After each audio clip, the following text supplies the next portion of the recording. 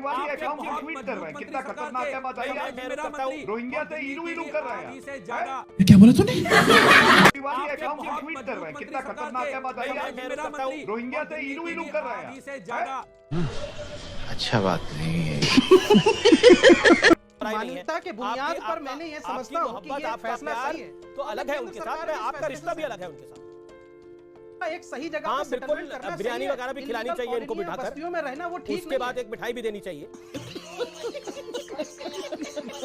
राजनीति ना करें, राजनीति तो हो रही है जी, राजनीति तो हो रही है। अभी हैदराबाद के एक नवाब आएंगे, वो भी राजनीति करेंगे। मजा आया।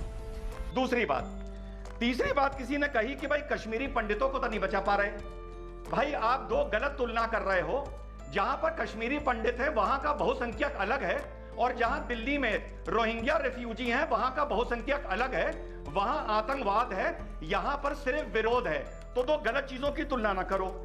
हाय फ्रेंड्स, स्वागत है आपका रैंडम न्यूज दुनिया चैनल पर। आज हम देखेंगे कि रोहिंग्या को लेकर अपोजिशन पार्टी वोट बैंक के लिए भारत में बसाना चाह रही है। अमीश देवगन और रिजवान ने अपोजिशन पार्टी के दिमाग में क्या चल रहा है वो बताया। तो चलिए ये वीडियो देखते हैं, और चैनल को सब्सक्राइब नहीं किया है तो कर लीजिएगा। हमारे चैनल पे कई लोग हैं जो वीडियो देखते हैं पर सब्सक्राइब नहीं करते हैं, तो प्लीज सब्सक्राइब करें। ये तो एनआरसी सीए राय उनको हटाने के लिए, लेकिन उसके भी खिलाफ खड़े रहे ना आप। सीए एनआरसी लेकर आए, ये तो देखिए, ये तो उसके खिलाफ थे ना आप। एनआरसी के खिलाफ थे, सीए के खिलाफ थे, एनपीआर के खिलाफ, सब अलग विषय पे अलग विषय है।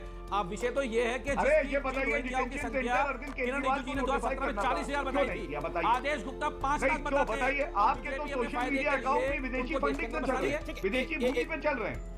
जो लोग भारत को कमजोर करना चाहते हैं वो अरविंद केजरीवाल ये अकाउंट से ट्वीट कर रहे हैं, कितना खतरनाक है बताइए। रोहिंग्या से इनू कर रहे हैं।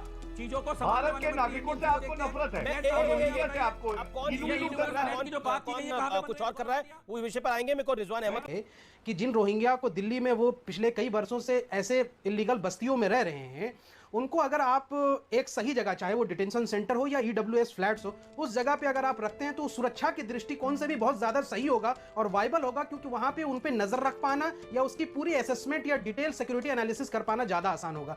क्योंकि मैं रोहिंग्या के मुद्दे के साथ जुड़ा रहा हूं और मैंने बहुत करीब से उनकी बस्तियों को कई बार जलते हुए देखा है। तो एक मानवता के बुनियाद पर मैंने ये समझता हूँ कि ये फैसला सही है। तो अलग है उनके साथ में, आपका रिश्ता भी अलग है उनके साथ।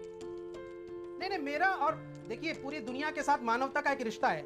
जब यहाँ पे आप लोग शायद नहीं गए होंगे, लेकिन यहाँ मजनू के टीला में जो पाकिस्तान से आए हिंदू शरणार्थी हैं, उनके यहाँ भी मैं गया हूँ कई दफा, और हमने हमेशा कहा कि जिस तरीके से पिछले दिनों 11 जिलों के डीएम को ये नोटिफाई किया गया था कि 1952 के कानून के हिसाब से उन पाकिस्तानी नागरिकों को नागरिकता दे दी जाए जो हिंदू शरणार्थी हैं, लेकिन उसके बावजूद भी 420 परिवार वापस पाकिस्तान लौट गए। तो ये सरकार की वहां पे विफलता थी। लेकिन बात रोहिंग्या की है तो हमने कहा कि सिक्योरिटी पॉइंट ऑफ व्यू से भी उनका एक सही जगह सेटलमेंट करना, बिरयानी वगैरह भी खिलानी चाहिए इनको बिठाकर, बस्तियों में रहना वो ठीक, उसके बाद एक मिठाई भी देनी चाहिए।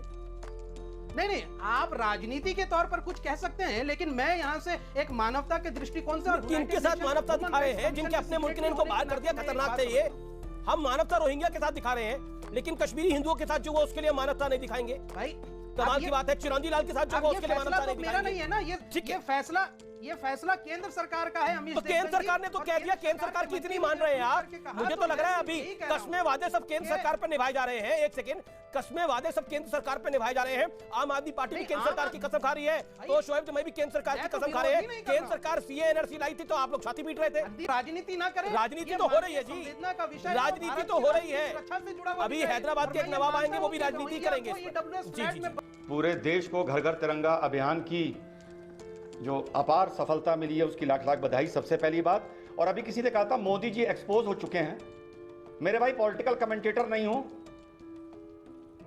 और ये आजादी का जो अमृत महोत्सव बनाया गया, इससे वाकई मोदी जी एक्सपोज हो गए हैं कि अगली बार भी 325 सीट आ रही हैं। कम से कम झंडे देख के ऐसा लग रहा था, पहली बात। दूसरी बात, अभी किसी ने कहा कि पुरी साहब ने यह कहा है कि हम उन्हें वेलकम करेंगे साहब, और किसी ने कहा यूनाइटेड नेशन रेफ्यूजी। उन अज्ञानी को बता दूं कि 1991 और 1967 में जो रेफ्यूजी प्रोटोकॉल का कन्वेंशन था, उसको भारत ने, बांग्लादेश ने, इंडोनेशिया ने और मलेशिया ने उस पर हस्ताक्षर नहीं कर रखे हैं। तो हम जिस भी रेफ्यूजी को अपनी यहां जगह देते हैं, ये हमारी भारतीय संस्कृति के मारे देते हैं, ना कि यूनाइटेड नेशन के मारे। पहले पढ़ लीजिए कि हमने साइन किया है या नहीं किया है। दूसरी बात, तीसरी बात किसी ने कही कि भाई कश्मीरी पंडितों को तो नहीं बचा पा रहे। भाई आप दो गलत तुलना कर रहे हो। जहां पर कश्मीरी पंडित है वहां का बहुसंख्यक अलग है, और जहां दिल्ली में रोहिंग्या रेफ्यूजी हैं वहां का बहुसंख्यक अलग है। वहां आतंकवाद है, यहां पर सिर्फ विरोध है। तो दो गलत चीजों की तुलना ना करो। तीसरी बात, इन रोहिंग्याओं को आप EWS फ्लैट में मत रखिए, आप इनको ताज 5 स्टार होटल में रख दीजिए। लेकिन दिल्ली गवर्नमेंट पहले उसको डिटेंशन सेंटर, जो गौरव भाई ने बात उठाई थी, पहले उसको डिटेंशन सेंटर डिक्लेयर कर दे। मुझे